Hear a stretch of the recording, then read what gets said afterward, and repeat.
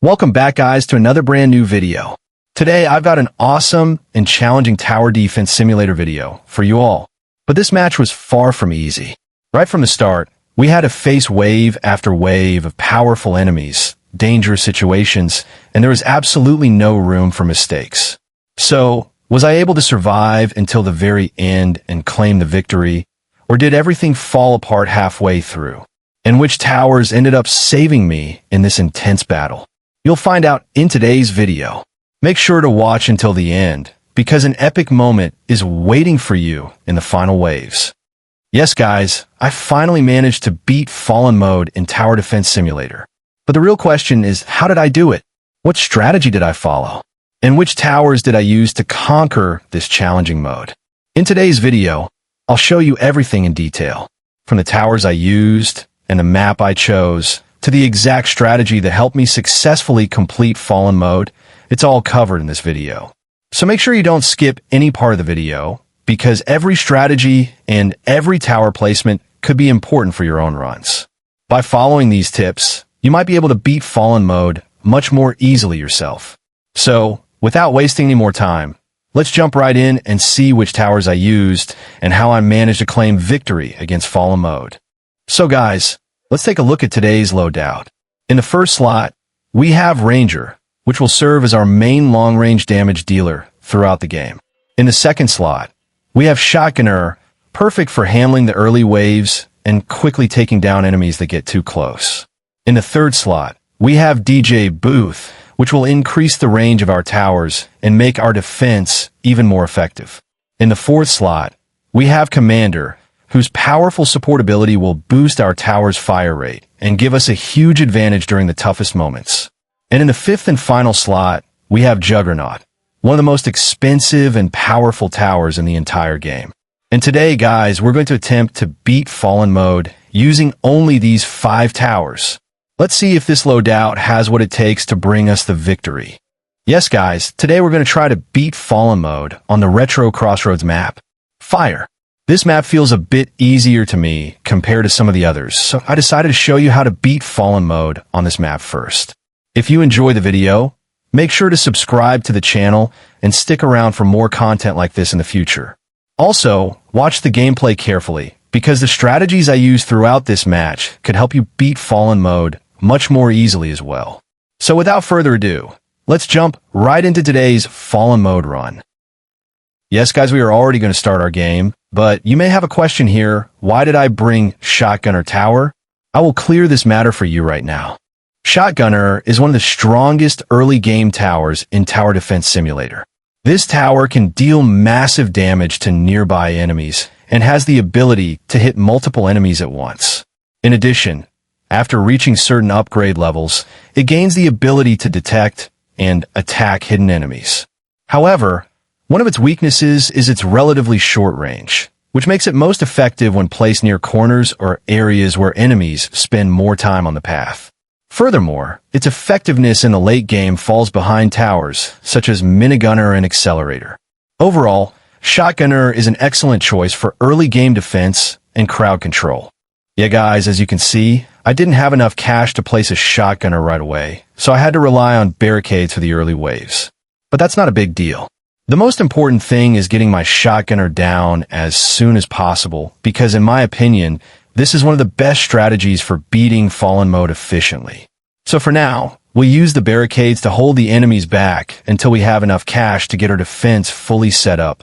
So guys, there's one more thing I want to tell you. Make sure to watch this video carefully and don't skip any part of it, especially for those of you who still haven't beaten Fallen Mode. This video could be really helpful. I'm challenging you guys. If you watch this video all the way through and follow the strategies shown here, your chances of beating Fallen Mode will increase significantly. And if you already have the same towers that I'm using in this run, then that's even better. With the right strategy and proper tower placements, you'll be well on your way to defeating Fallen Mode much more easily. Yes, now I'm explaining to you, place the Shotgunners one by one. There are a total of 9 Shotgunners that can be placed. Upgrade all 9 of them one by one to the max level. This will make it much easier to stop your enemies. And make sure to pay close attention to where I'm placing my Shotgunners. I recommend placing yours in the exact same spots. The placement of your shotgunners is one of the most important parts of this strategy. If you place them in the wrong locations, you won't be able to stop the enemies effectively, and your entire defense setup could fall apart. So once again, follow my tower placements and strategies carefully. If you do that, you'll have a great chance of beating solo fallen mode yourself.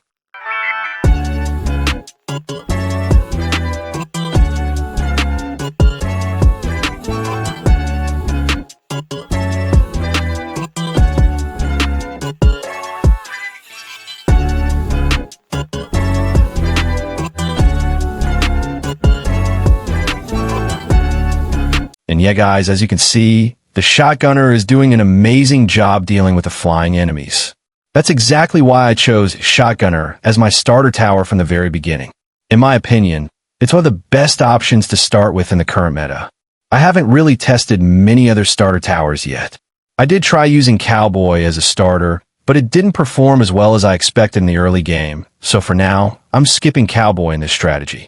But don't worry, in a future video, I'll definitely try to beat Fallen mode using Cowboy, so stay tuned for that. Yes, another important thing you must remember after reaching Wave 12 is that flying enemies will appear. So be very careful and upgrade the shotgunner towers quickly.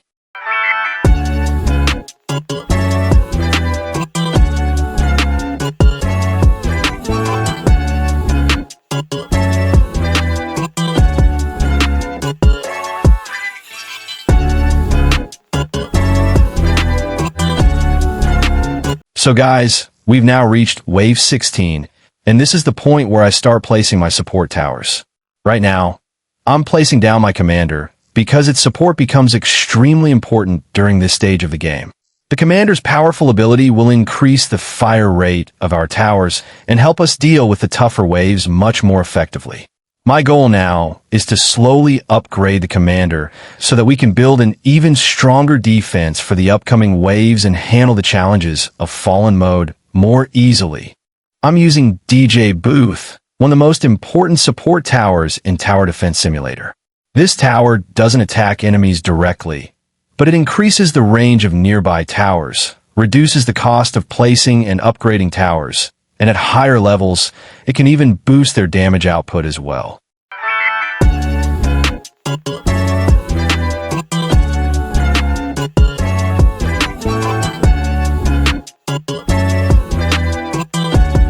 If you want to survive until the end, Wave 19 is a very difficult wave, so you must max level the shotgunners as quickly as possible.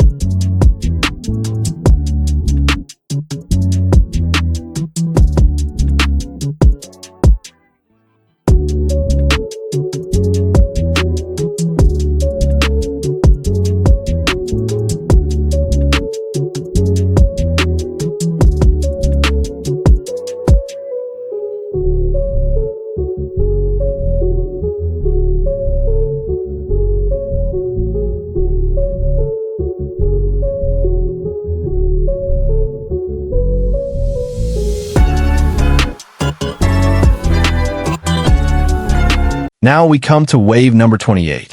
This wave is also not very easy. Here you can end up in Fallen mode again and again. So be very careful to update DJ Boot, and Commander and Shotgunner must be fully upgraded. Only then will you be able to stop the enemies.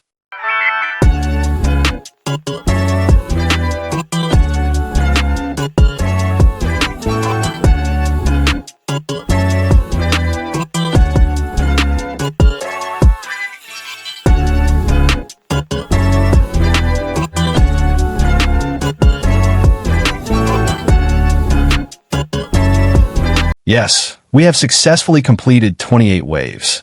Now let's start placing Ranger towers from wave 30 and upgrade them one by one, since we have fully upgraded our Shotgunner tower. Now it's the turn of Shotgunner tower. Yes, this time I will place each Ranger tower one by one and upgrade it, although I can place a total of 6 Ranger towers. This tower can deal massive damage to enemies from an incredible range and is especially effective against boss enemies. Although it cannot attack enemies that get too close, its powerful long-range attacks make the entire defense much stronger. Overall, Ranger is an excellent choice for late-game DPS and boss hunting.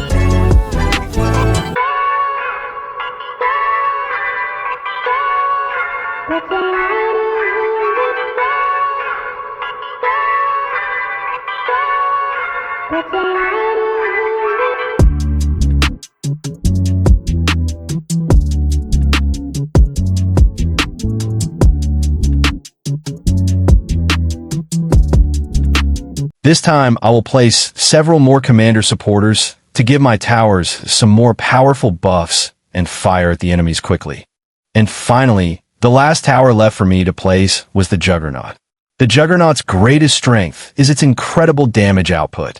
It can deal heavy damage at a very fast rate and is especially effective against powerful enemies with high health. That's why the Juggernaut is one of my most reliable towers for providing consistent and high DPS damage per second during the late game. When the difficult waves and powerful bosses of Fallen mode start appearing, this tower becomes the backbone of my entire defense. And in today's run, I'm going to rely on the power of the Juggernaut to carry me through the final waves and help me secure the victory in Fallen mode. So let's see if this powerful tower can lead us all the way to the win. Once the Juggernaut is upgraded, I'm sure we'll be able to beat the Fallen mode completely. And let's enjoy the end of the game.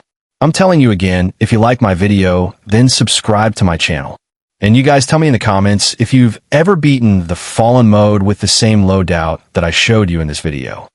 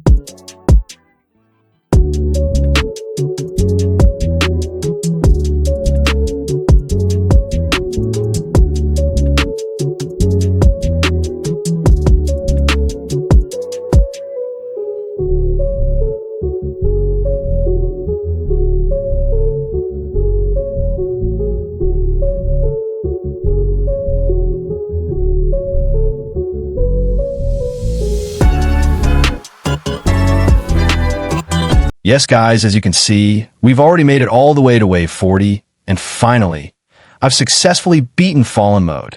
If you enjoyed this video, make sure to subscribe to the channel for more tower defense simulator content like this in the future. And if there's anything you didn't understand, or if you have any questions about the strategy, feel free to let me know in the comments below. I'll do my best to help you out. Thank you so much for watching the video all the way to the end, and I'll see you guys in the next one.